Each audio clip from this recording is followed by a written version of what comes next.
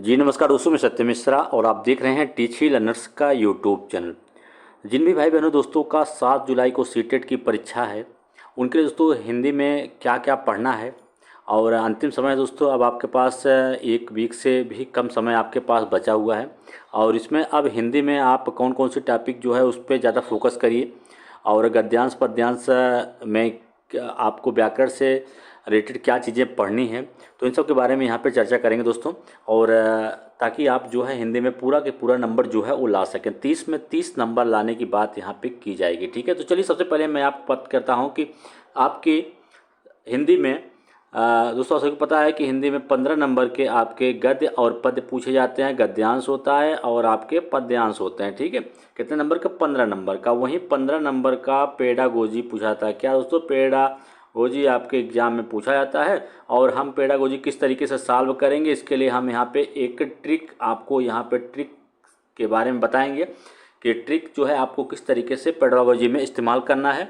और अगर आप गद्यांश पद्यांश को लेकर सीरियस हैं और चाहते हैं कि आपको पूरा नंबर इसमें आपको मिले, 15 में 15 नंबर, क्योंकि दोस्तों बता दें आप सभी को कि 15 नंबर का गद्यांश और पद्यांश मिक्स होता है। और उसमें आपको बता दें कि 8 से 9 नंबर जो हैं वो आपके व्याकरण से प्रश्न पूछा जाता है। व्याकरण से रिलेटेड दोस्तों प्रश्न यहाँ पे पूछे जाते हैं। और व्याकरण दोस्तों किस किस टॉपिक से यहाँ पे प्रश्न आपको देखने के लिए मिलता है, तो जानिएगा यहाँ पे कि उपसर्ग और प्रत्यय से रिलेटेड यहाँ पे प्रश्न पूछे जाते हैं। रस से रिलेटेड, संधि से प्रश्न आपके एग्जाम में देखने के लिए मिलता है। समाज से, तद्भव तत्सम शब्द से। और ये सब जो प्रश्न ऐसे होते हैं दोस्तों कि इसके लिए आपको गद्य या पद्य पूरा पढ़ने की ज़रूरत है नहीं होती है, सिर्फ आपको व्याकरण का थोड़ा बहुत नॉलेज होता है। तो ये सब जो भी प्रश्न आपके उपसर्ग हुआ, रस हुआ, छंद हुआ, समास हुआ, तद्भव या तत्सम हुआ, पर्यायवाची हुआ, विलोम शब्द हुआ, अलंकार या क्रिया, तो इन सब से जो भी दोस्तों प्रश्न पूछे जाते हैं उसका जवाब आप बहुत ही सिंपल तरीके से दे पाते हैं, ठीक है। बहुत ही सरल प्रश्न होता है। बस आपको इन सब टॉपिक्स को आपको एक बार पढ़ लेना है आपके एग्ज़ाम से पहले, ठीक है, ताकि आपके जो 15 में 15 नंबर हैं ये पूरे के पूरे एकदम श्योर हो जाएं, ठीक है। और चलिए अब यहाँ पे आगे चलते हैं कि पेडोलॉजी, अगर आप पेडोलॉजी में पूरा नंबर आप लाना चाहते हैं तो फिर उसके लिए आपको कौन कौन से टॉपिक यहाँ पे ज़्यादा फोकस करने की ध्यान है या ज़्यादा पढ़ने की ज़रूरत है। तो भाषा शिक्षा, सामाजिक अंतःक्रिया, समायोजन, अनुकरण, मूल्यांकन, अवलोकन, उपचारात्मक शिक्षण विधि का प्रयोग या भाषा के कौशल। दो वैज्ञानिक दोस्तों, एक चोमस्की हैं, एक लेव वाइगोस्की। तो इनके बारे में भी आपको यहाँ पे पढ़ना है। तो इनसे रिलेटेड भी प्रश्न आपको काफ़ी प्रश्न यहाँ पे देखने के लिए मिल जाएंगे, ठीक है। तो यहाँ से अगर आप इतना पढ़ लेते हैं तो 5 से 6 या नंबर आपके यहाँ से बिल्कुल सॉल्व हो जाएंगे। अब जो भी नंबर आपका बच जाता है, जो भी प्रश्न आपके शेष बचते हैं, अब उन प्रश्नों को किस तरीके से सॉल्व करेंगे, तो यहाँ पेडोलॉजी से रिलेटेड कुछ टैग वर्ड्स दिए गए हैं दोस्तों। यहाँ पे कुछ पॉजिटिव टैग वर्ड्स हैं और कुछ नेगेटिव टैग वर्ड्स भी दिए गए हैं। तो इन सब टैग वर्ड्स को भी आप ध्यान में रखते हैं तो आपके कुछ प्रश्न यहाँ से भी सॉल्व हो जाएंगे, ठीक है। 2-3 इधर हो गया पॉजिटिव से, 2-3 आपके नेगेटिव टैग वर्ड से, तो फिर आपका कंप्लीट नंबर पूरा आने के यहाँ पे चांसेस हैं।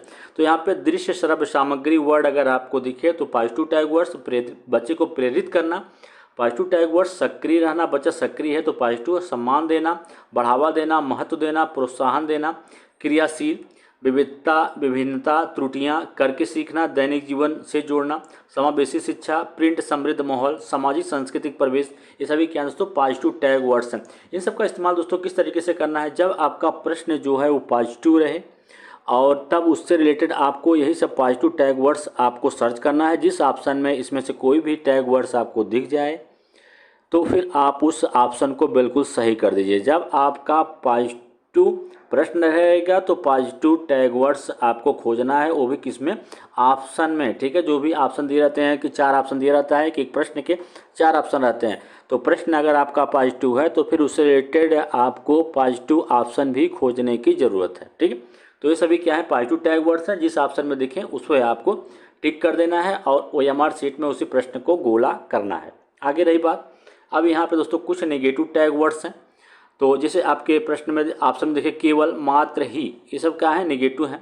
पाठ्य पुस्तक के ज्ञान पर बल देना, मानक भाषा का प्रयोग पर बल देना, मातृभाषा की अनदेखी करना, मातृभाषा का भी बिल्कुल ध्यान नहीं देना, मातृभाषा का प्रयोग करने वाले बच्चों को इग्नोर कर देना या उनको दोस्तों बाहर कर देना, ठीक है। शिक्षक केंद्रित होना, ये भी निगेटिव टैग वर्ड्स। भाषा की जटिलता, काव्यात्मक भाषा, याद करना, कंठस्थ करना, ये सभी क्या है, निगेटिव टैग वर्ड्स। रटना, स्मरण करना, मारना पीटना, बच्चे को धमकाना, ये सभी क्या है, निगेटिव टैग वर्ड्स हैं। तो इसमें क्या ध्यान रखें, अगर आपका निगेटिव प्रश्न है, अगर उसमें पूछा है कि भाषा शिक्षण की कौन सी विधियाँ नहीं हैं, तो वहाँ पे प्रश्न निगेटिव हो गया, तो उससे रिलेटेड निगेटिव आपको ये टैग वर्ड्स जिस ऑप्शन में दिखे उसी को आपको क्लिक करने की ज़रूरत है।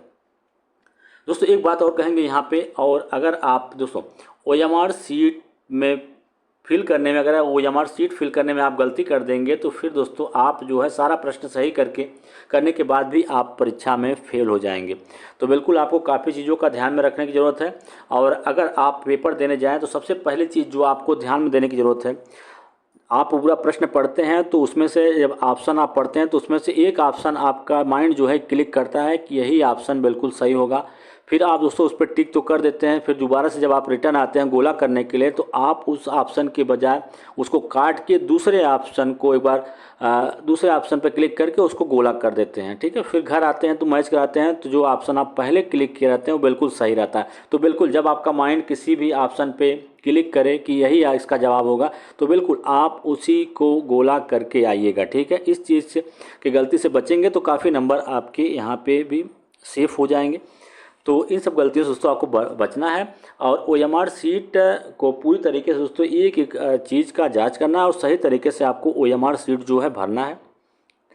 और भरने का तरीका मैं आपको बता दूं कि पहले आप जैसे आप CDP हुआ तो CDP के आप 30 प्रश्न जो है पहले सॉल्व कर लें, फिर CDP का पूरा जो 1 से लेकर 30 तक पूरा गोला आप भर लें।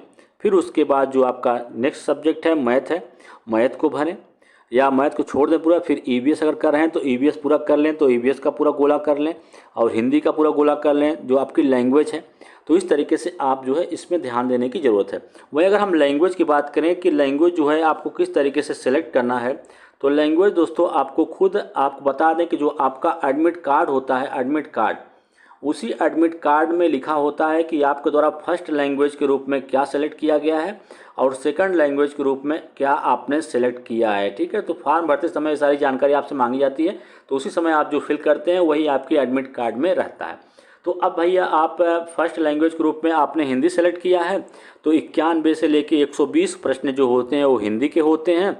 और उसके बाद लैंग्वेज सेकंड के रूप में आपने अगर अंग्रेजी ले रखी है तो 121 से लेके 150 तक आपका इंग्लिश लैंग्वेज होता है। और अगर आपने इंग्लिश के अलावा कोई अन्य लैंग्वेज ले रखी है, संस्कृत ले रखी है, तो फिर भाई आपको आपके पेपर के साथ एक संस्कृत का जो अलग से पेपर आता है वो आपको दिया जाएगा, ठीक है। तो इस चीज़ को आपको ध्यान रखना है। कई बच्चे ये गलती करते हैं कि 191 से लेकर 121 तक हिंदी भी कर देते हैं और वहीं में फिर अटक जाते हैं 91 से लेके 121 तक वो अंग्रेजी भी कर देते हैं, ये मिस्टेक हो जाती है। तो इससे आपको बिल्कुल भी यहाँ बचने की ज़रूरत है।